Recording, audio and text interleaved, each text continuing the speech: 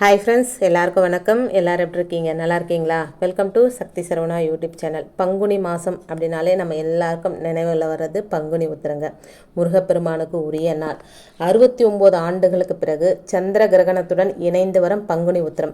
எந்த நேரத்தில் எப்படி வழிபடணும், எந்த நாளில் வழிபடலாம், அதாவது பங்குனி உத்திரம் 24 25 இப்படி நிறைய டவுட்லாம் இருக்குங்க. அந்த டவுட்டெல்லாம் நம்ம கிளியர் பண்ணிக்கலாம் வாங்க. சிவன் பார்வதி, விஷ்ணு மகாலட்சுமி, ரங்கநாதர் ஆண்டாள், ராமர் சீதை, முருகன் தெய்வானை, கிருஷ்ணர் ராதை உள்ளிட்ட தெய்வ திருமணங்கள் நடைபெற்ற நாள் பங்குனி உத்திர தினமாகும். சுவாமி ஐயப்பன் அவதரித்ததும் மகாலட்சுமி பார்க்கடலில் இருந்து தோன்றிய தினமும் இதே நாளில் தாங்க. இந்த நாளில் திருமண வரம், பிரிந்தவர்கள் ஒன்று சேர, கணவன் மனைவி ஒற்றுமையாக, ஆரோக்கியம் பலப்பட, செவ்வாய் தோஷம் விலக அப்படின்னு முருகனிடம் வேண்டிக் கொண்டால் அது நிச்சயமாக நிறைவேறுங்க. இந்த வருஷம் பங்குனி உத்திரம் மார்ச் 24ஆம் தேதியா மார்ச் 25ஆம் தேதியா எந்த நாளில் விரதம் இருந்தால் முருகனோட அருள் பரிபூர்ணமாக நமக்கு கிடைக்கும். தமிழ் மாதங்களில் ஒவ்வொரு மாத பௌர்ணமியும் முக்கிய விரத நாளாக கடைபிடிப்பது வழக்கங்க. அதுலேயும் ஒவ்வொரு மாதத்திலும் வரும் பௌர்ணமியும் தமிழ் கடவுளான முருகப்பெருமானுக்குரிய விரத நாளாக கொண்டாடப்படுவது தனி சிறப்புங்க. இதில் தை மாத பௌர்ணமி தைப்பூசமாகவும், வைகாசி மாத பௌர்ணமி வைகாசி விசாகமாகவும், பங்குனி மாத பௌர்ணமி பங்குனி உத்திரமாகவும் கொண்டாடப்படுதுங்க. பங்குனி உத்திரம் அப்படின்றது முருகப்பெருமானுக்குரிய முக்கிய விரத நாளில் ஒன்றுங்க. ஆனால் இது அனைத்து தெய்வங்களையும் வழிபடுவதற்கு ஏற்ற நாள் அப்படின்றது பலரும் அறியாத ஒன்றுங்க. பங்குனி மாத பௌர்ணமியும் உத்திர நட்சத்திரம் இணையும் நாளே பங்குனி உத்திரமாகும். அதாவது தமிழ் மாதங்களில் 12வது மாதமாக வருவது பங்குனி. அதே போல் நட்சத்திரங்களில் 12வது நட்சத்திரமாக வருவது உத்திர நட்சத்திரம். இவை இரண்டும் இணையும் நாள் அப்படின்றதுனால 12 கரங்களை உடைய முருகப்பெருமானுக்குரிய விரத நாளாக பங்குனி உத்திரம் சொல்லப்படுதுங்க. பங்குனி உத்திரத்தன்று முருகன் கோவில்களிலும் சிவன் கோவில்களிலும் திருவிழாக்கள், மகா உற்சவம், பிரம்மோற்சவம் ஆகியவை சிறப்பாக நடைபெறுங்க. இத்தகைய சிறப்பு மிக்க பங்குனி உத்திரம் இந்த வருஷம் மார்ச் 25ஆம் தேதி அப்படின்னு கேலண்டர்ல போடப்பட்டிருக்குங்க. ஆனா மார்ச் 24ஆம் தேதி காலை 11:17 மணிக்கே பௌர்ணமி திதியும், அதாவது ஞாயிற்றுக்கிழமை காலை 8:46 மணிக்கே உத்திர நட்சத்திரமும் தொடங்கிடுதுங்க.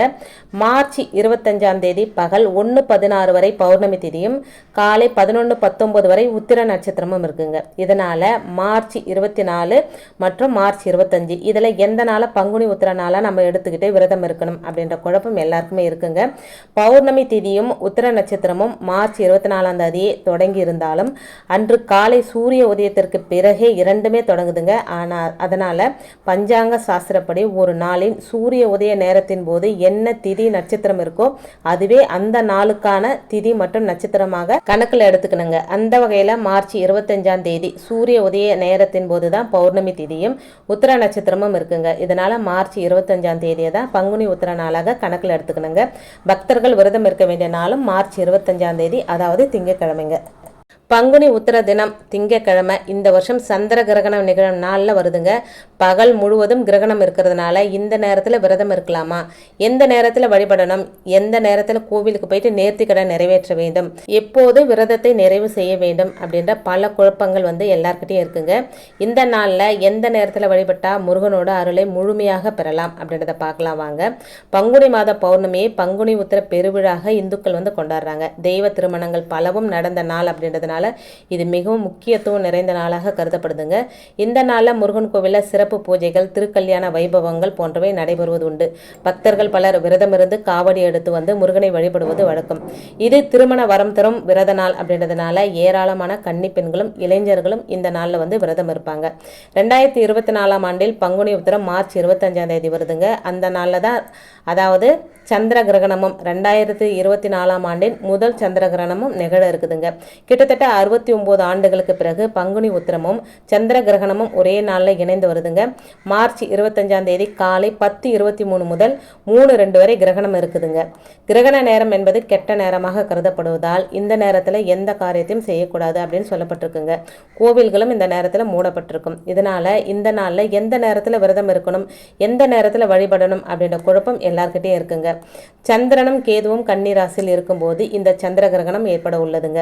வேத ஜோதி ஜோதிடத்தின்படி சந்திரனை மனோகாரகன் அப்படின்னு சொல்லுவாங்க. இவரே மனம், உணர்ச்சிகள் ஆகியவற்றுக்கு காரணமான கிரகம் ஆவார். இவர் கேதுவுடன் இருக்கும் சமயத்தில் கிரகணம் ஏற்படுவதால மன தடுமாற்றங்கள், சமநிலையை இழப்பது போன்றவை ஏற்படக்கூடுங்க. இது தனிப்பட்ட வாழ்க்கை மற்றும் தொழில் ரீதியான உறவுகளை பாதிக்கக்கூடும். அப்படின்றதுனாலேயே கிரகண நேரத்தில் எதுவும் செய்யாமல் இருக்கணும் அப்படின்னு சொல்றாங்க. மனதை நேர்மறை எண்ணங்களுடன் வைத்துக்கொள்ள முயற்சிக்கணுங்க. முன்னோர்களுக்கு தர்ப்பணம் கொடுத்து வழிபடுவதற்கும் கிரகண நேரம் மிக சிறப்பான நேரமாக சொல்லப்பட்டிருக்குங்க. பங்குனி உத்திரம் திங்கட்கிழமை அன்னைக்கு வருதுங்க. அன்றைய தினம் காலை 7:30 முதல் 9 வரையிலான நேரம் ராகு காலம் ஆகுங்க. 10:30 மணி முதல் 12 வரையிலான நேரம் யமகண்டம். இதனால பங்குனி உத்திரம் விரதம் இருக்கிறவங்க காலையில 7:15 மணிக்கு முன்னாடியே வழிபாட்டை முடிச்சுக்கணுங்க. அந்த சமயத்தில் முடியாதவங்க காலை 9:15 மணிக்கு பிறகு வழிபாட்டை தொடங்கி 10 மணிக்குள்ள வழிபாட்டை நிறைவு செஞ்சுக்கணுங்க. அதற்கு பிறகு உணவு ஏதும் சாப்பிடாமல் நாள் முழுவதும் கிரகணம் இருக்கிறதுனால அந்த நேரத்தில் விரதமா இருக்கணுங்க. மாலை 3:30 மணிக்கு கிரகணம் முடிந்ததும் கோவில்களை சாந்தி பூஜை முடிந்து அபிஷேகங்கள் நடைபெறும். அந்த சமயத்தில் குளிச்சுட்டு கோவிலுக்கு போயிட்டு சுவாமி தரிசனம் செய்து விரதத்தை நிறைவு செய்யலாங்க. காலையில் பங்குனி உத்திர பூஜை செய்ய முடியாதவங்க மாலை 6 மணிக்கு பிறகு இரவு 8 மணிக்குள்ள வீட்டில் விளக்கேற்றி முருகனை நினைச்சு வழிபடலாங்க. அதற்கு பிறகு பங்குனி உத்திர விரதத்தை நிறைவு செய்யலாங்க. கிரகண நேரத்தில் செய்ய வேண்டியதும் செய்யக்கூடாததும். கிரகண நேரத்தில் முழுவதுமாக உபவாசம் இருப்பது நல்லதுங்க. கிரகண நேரத்தில் சமைக்கவோ சாப்பிடவோ கூடாது. கிரகணம் முடிந்த பிறகே குளிக்கணுங்க. விஷ்ணு சகஸ்ரநாமம் அல்லது சிவனின் மகா மிருத்யுஞ்ச மந்திரத்தை கேட்கவோ படிக்கவோ செய்யலாங்க. ஓம் நம சிவாய அல்லது ஓம் நமோ நாராயணா அப்படின்ற மந்திரங்களை கிரகண நேரத்தில் உச்சரிக்கலாங்க. நல்ல பலன் கிடைக்குங்க.